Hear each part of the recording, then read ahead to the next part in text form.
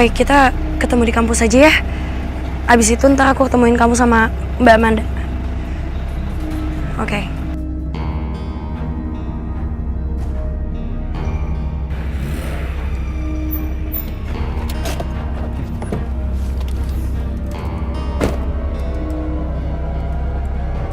Mana kakak kamu? Bukannya sama Mas Arya ya? Kamu gak usah pura-pura nggak tahu ya. Tanya sekali lagi, di mana Amanda? Saya nggak tahu Mas, belum ketemu. Kamu ingat baik-baik ya. Saya ini orang yang paling gak suka dibohongin. Kalau sampai saya tahu kamu bohong sama saya, kamu akan tahu akibatnya. Paham kamu? Mas Arya, Mas nggak usah ngancem-ngancem kayak gitu deh. Sekarang saya makin dukung buat Kak Amanda sama Mas Arya nggak usah nikah. Banyak ngomong ya kamu. Hah?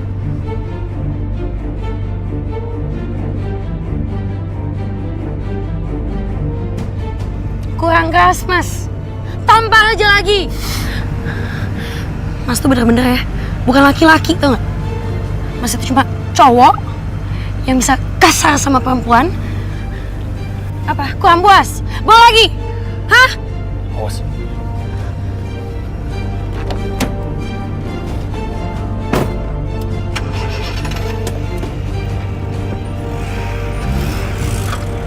Muka kamu kenapa? Tadi aku ketemu sama Arya, terus dia nanya Amanda mana. Terus kamu jawab apa? Aku bilang aku nggak tahu, terus aku ditampar. Dias, aku bisa melihat dan merasakan kalau ini akan sangat buruk seandainya Amanda tetap nikah sama Arya. Iya, Amanda juga ngerasain, tapi dia buat nolak susah banget. Yuk.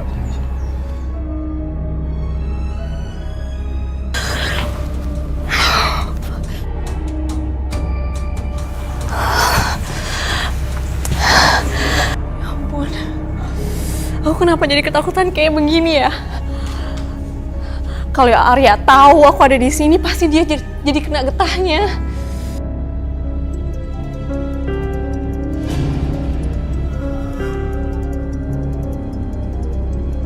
Nomor siapa lagi?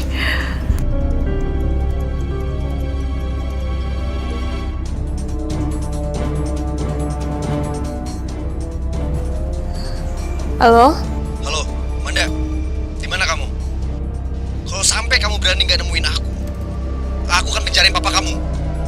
Amanda, dengar baik-baik ya. Papa kamu itu punya utang miliaran rupiah sama papa aku. Dan sekarang papa kamu bangkrut, ya, nggak bisa bayar hutang. Utangnya dan juga bunga-bunganya, paham kamu? Harusnya kamu tuh bersyukur. Aku tuh mau nikahin kamu. Masih banyak kok cewek di luar sana yang mau aku nikahin. Jadi kamu gak usah sok-sokan kecantikan gitu deh.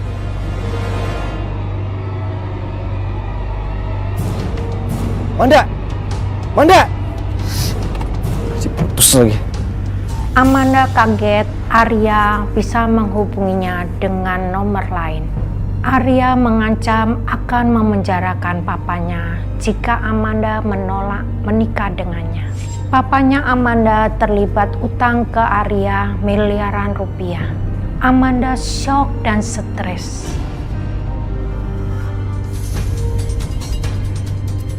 Halo? Dias, kamu udah ada di kampus? Udah Mbak. Kenapa? Tadi Mas Arya telepon Mbak. Terus dia ngomong apa? Dia itu ngancam. Katanya kalau Mbak jauhin dia akan penjarain papa kita. Kok bisa sih dia penjarain papa? Iya, soalnya papa tuh punya hutang miliaran sama dia. Ya udah Mbak yang tenang, oke? Mbak di rumah aja dulu. Nanti Roy nemuin Mbak, oke? Kenapa? Tadi Mbak Amanda nelpon. Dia bilang Arya neror dia. Neror? Emang dia ancam apa? Katanya dia mau menjarain papa. Emang papa kalian punya hutang ke Arya? Jadi gini Roy, perusahaan papa itu lagi bangkrut, terus dia ngutang. Jadi ujung-ujungnya begini deh. Ya udah, kamu yang tenang ya, nggak usah cemas. Roy, kamu ada solusinya nggak? Yang pertama kita harus lakukan, itu harus tolongin Amanda. Karena dia benar-benar depresi berat. Dan dia dihantui oleh makhluk halus yang berasal dari bangunan klasik itu. Kenapa bisa begitu? Semakin Amanda depresi, itu membuka mata batinnya.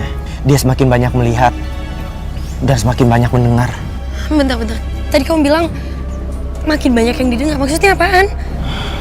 Bisikan-bisikan gaib.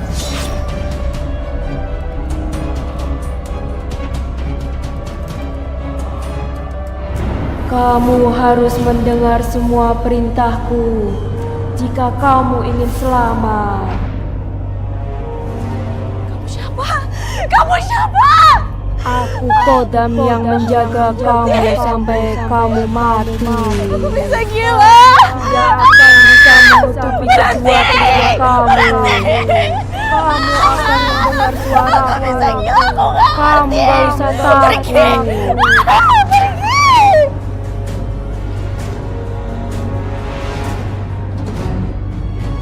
Amanda bukan hanya dihantui oleh sosok makhluk yang bisa dilihat oleh matanya. Dia mulai dihantui dengan bisikan gaib.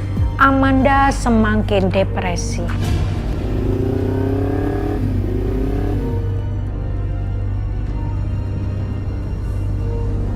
Mana dia?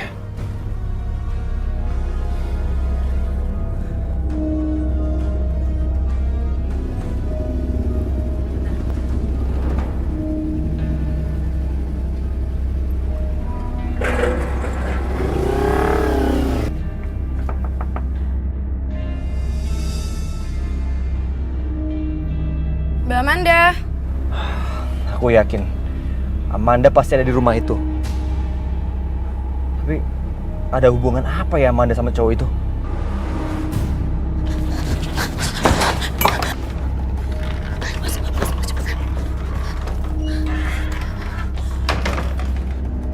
Bener dugaanku.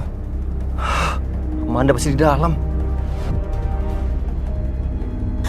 Gak ada yang ngikutin kalian kan? Enggak kok. Aku tuh tadi dapat bisikan. Katanya ada yang ngikutin kalian. Bisikan siapa yang bisikin, Mbak? Nggak tahu deh. Itu setan, iblis. Aduh, nggak ngerti. Mbak, oke, kalau misalnya itu nggak benar, Mbak nggak usah dengerin, oke?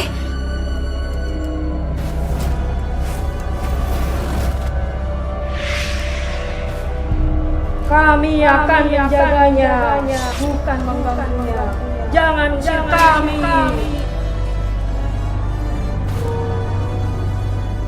Roy, kamu lihat apa? Amanda diikuti oleh banyak makhluk halus. Hah?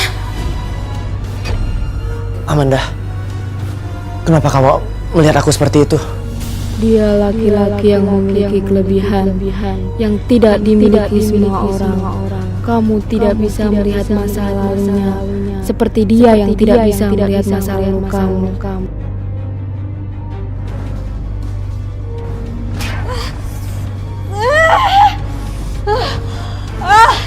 Amanda. Aku sakit banget.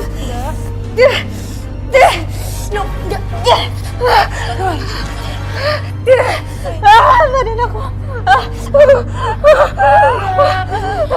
dingin banget. Kepala aku kenapa jadi menggigil? Dari kepala aku sakit. Energi yang ada di dalam tubuh kita ini, energi indigo. Kamu harus bisa kontrol dan kendalikan mereka yang ada dalam tubuh kamu.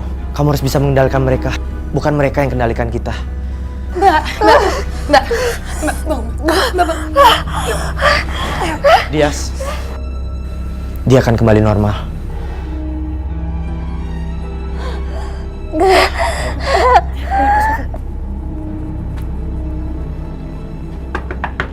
Misi.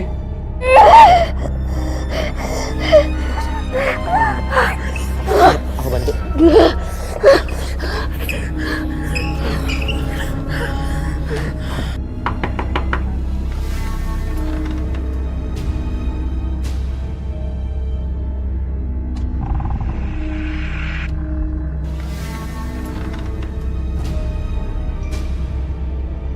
Hai, Amanda ada kan?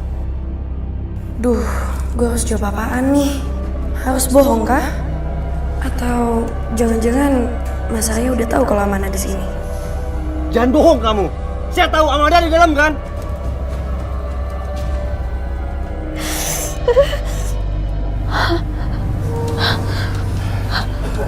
Aku tiba-tiba nggak pusing lagi sama sekali loh. Iya, itu sudah kembali normal.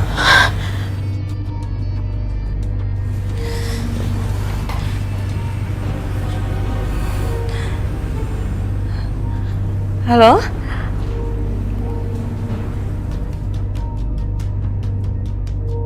Astagfirullahaladzim. Mas, saya turut berduka cita ya. Meninggal karena kena setrum?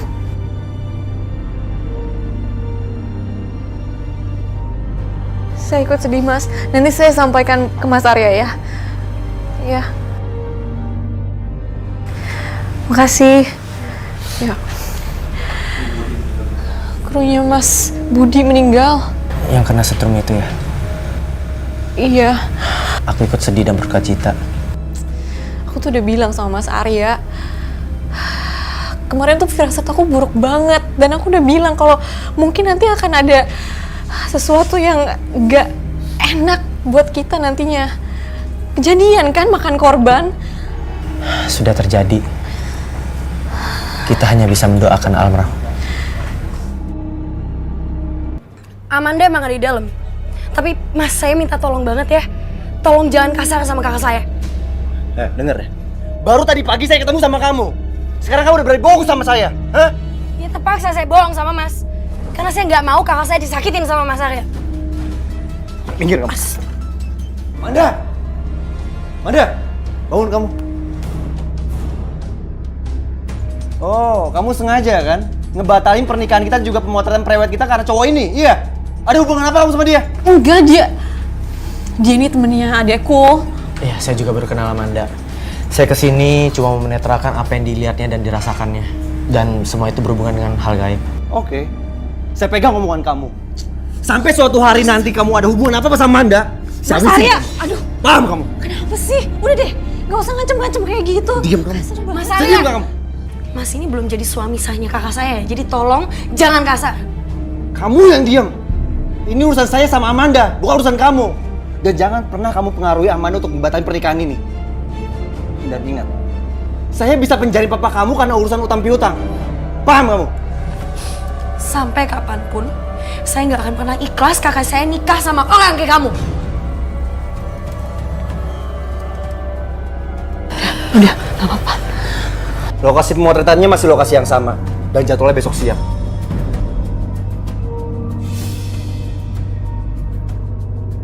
Ayo. Enggak, Mas. Aku kan udah bilang, jangan di tempat itu lagi, please. Sebaiknya lokasinya jangan di sana lagi. Ini bukan urusan kamu ya? Mas, udah dong, please. Kemarin itu udah makan korban, Mas. Nanti gimana kalau makan korban lagi, coba? Amanda itu cuma kecelakaan biasa, Amanda. Karena dia aja yang ceroboh. Udah kamu ikut aku. Udah ayo. Kakak saya mau dibawa kemana, ha? Ini bukan urusan kamu ya. Ini urusan saya sama Amanda. Paham kamu? Amanda itu kakak saya. Ini juga urusan saya dong. Kak, jangan mau. Amanda, aku nggak akan pernah kasar kalau kamu nggak ada niat untuk membatalkan pernikahan ini. Dan juga kamu kabur dari aku. Lagian kamu bawa aku kemana, Mas? Amanda, aku lupa aku mau beli sesuatu buat kamu, surprise buat kamu. Aku udah siapin kalung dengan inisial nama kita dan juga cincin pernikahan kita.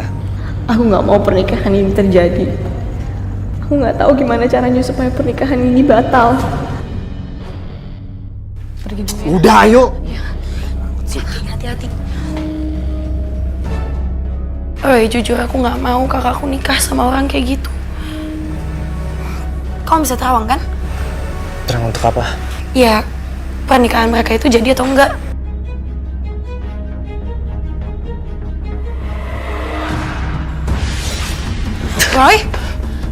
Roy, kenapa? Roy, apa yang kamu lihat? Aku nggak bisa menerawang.